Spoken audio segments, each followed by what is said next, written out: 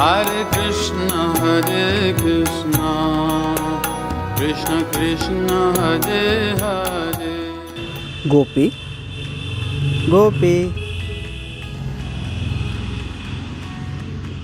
श्री चैतन्य महाप्रभु वो स्वयं भगवान श्री कृष्ण हैं और उनका मधुर अवतार के बारे में, मधुर लीला के बारे में जब हम सुनते हैं, हमारा हृदय क्या होता है?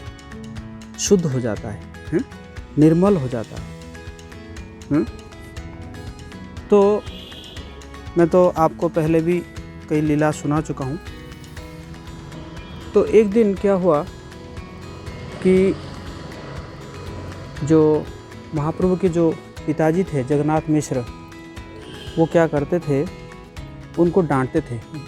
निमाई जब नटखट लीला करते थे बचपन में तो उनको डांटते थे। तो रात को जगन्नाथ मिश्र के सपने में एक ब्राह्मण आए और कहते तुम जिसको डांट रहे हो तुम्हें पता है वो कौन है? तो जगन्नाथ मिश्र ने कहा कि वो कोई भी हो, चाहे वो कोई देवता हो, कोई मुनि हो, कोई ऋषि हो, लेकिन अभी वो मेरे पुत्र है, तो इसलिए मैंने उनको सुधारना मेरा काम है। तो वो ब्राह्मण ने कहा कि क्या फ़ायदा होगा, तुम जिसको सुधारने जा रहे हो वो तो बहुत बड़े व्यक्ति है, वो तो परम जादूगर है।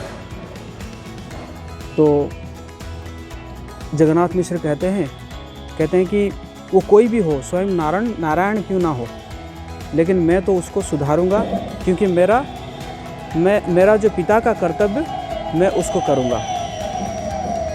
पिता का कर्तव्य है पुत्र को सुधारना, तो ये काम तो मैं करूंगा। तो वो ब्राह्मण बहुत प्रसन्न हुए और चले गए। फिर जगन्नाथ मिश्र जो है उनका सपना टूट जाता है और फिर क्या होता है कि वो जो है वो बड़े आश्चर्य होते हैं कि ऐसे सपने में कैसे जो है एक ब्राह्मण आए थे। और फिर वो जाके जब सची माता को बोलते हैं तो सची माता भी कहती है कि सही में मैं भी देखता रहता हूँ कि रात को जब निमाई सोता है तो सारे जैसे लगता है कि जैसे सारे देवी देवताएं वो आके क्या करते हैं, जो है हमारे आंगन में कई प्रकार के मधुर वाद्य यंत्र ये सब बजाते रहते हैं और कीर्तन करते रहते हैं। तो इसी प्रकार महाप्रभु का बाल्य लीला है। जब महाप्रभु बड़े हुए तो पढ़ाई करने लगे और पढ़ाई किए, तो पढ़ाई करने के बाद उन्होंने जो है बहुत जल्दी उन्होंने सब संस्कृत में जो है बहुत एक्सपर्ट बन गए, इसलिए उनका नाम रहा निमाई पंडित। तो एक दिन क्या हुआ कि एक पंडित थे, उनका नाम था केशव कश्मीर। केशव कश्मीर सारे जगह में वो जीत चुके थे और उस समय बनारस और नवद्वीप ये दोनों जगह बहुत ही रिच होता था ये जो पढ़ाई के मामले में। तो उन्होंने कहा जब मैं नवद्वीप में जीत जाऊंगा तब जाके मैं विश्व विजयी कहलाऊंगा। तो केशव कश्मीर जो है अपने हाथी के ऊपर बैठ के आए और बहुत सारे उनके जो है वो थे, जो उनके फॉलोअर थे, उनके शिष्य थे और कई शास्त्र लेके आए थे। अब नवद्वीप में जब आके पहुँचे, जो बाकी जो पंडित थे वो तो डर गए कि भाई केशव कश्मीर आए हैं, वो तो ऑलरेडी विश्व विजय कर चुके हैं। तो जब आए तो उन लोगों ने कहा कि एक काम करते हैं, निमाई पंडित को ही आगे कर देते हैं। बच्चा है, अगर उनसे हार गया तो कहेंगे कि जब बच्चा से हार गया तो हमसे क्या लड़ेगा, और जीत गया तो हम कहेंगे कि भाई बच्चों से भी एक जो है जीत जाता है। तो वो केशव कश्मीर आके निमाई से मिलते हैं और निमाई से मिलने के बाद जो है निमाई से वार्तालाप करते हैं। तो निमाई उनको कहते हैं कि पहले तो उनका बहुत गुणगान करते हैं और उनको कहते हैं कि आप एक काम करिए, गंगा जी के ऊपर श्लोक कहिए। तो केशव कश्मीर जो है 100 श्लोक तुरंत गंगा जी के ऊपर कहते हैं। तो निमाय पंडित जो है उसमें से एक श्लोक को चुनते हैं और कहते हैं कि ये श्लोक को आप दोबारा व्याख्या कीजिए।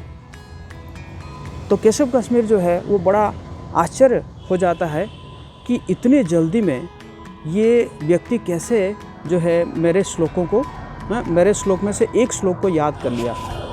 तो फिर जो है केशव कश्मीर वो क्या करने लगते हैं, वो जो है उस श्लोक को बताते हैं, व्याख्या करते हैं। और उसके बाद निमाय पंडित उसमें से इतने दोष निकालते हैं तो केशव कश्मीर जो है बड़े लज्जित हो जाते हैं। वो कहते हैं कि ऐसा कैसा हुआ, सरस्वती जी ने तो मुझे वरदान दिया था कि मैं कभी हारूंगा नहीं, यहाँ पे मैं कैसे हार गया। तो घर चले जाते हैं और सरस्वती जी से प्रार्थना करते हैं कि आपने ऐसा कैसे किया। तो सरस्वती जी उनको बोलती है तुम जिसके साथ शास्त्रार्थ करने गए थे वो स्वयं मेरे पति है, वो स्वयं नारायण है। तो दूसरे दिन केशव कश्मीर आते हैं और जो है निमाय पंडित के चरणों में गिर पड़ते हैं और क्षमा याचना करते हैं। और निमाय पंडित भी बहुत प्रसन्न होते हैं और फिर वहाँ से जो है चैतन्य महाप्रभु जो केशव कश्मीर फिर वहाँ से चले जाते हैं। तो इसी प्रकार जो चैतन्य महाप्रभु के सुंदर सुंदर लीलाएं हैं और जो कि गोपी को हम सुनाते रहते हैं। गोपी जो है वो सुनती रहती है। गोपी बड़े भाग्यशाली है जो कि महाप्रभु को लीला को सुनती रहती है। हरे कृष्णा। श्री श्री चैतन्य महाप्रभु की जय। हरे कृष्णा कृष्ण कृष्ण हरे हरे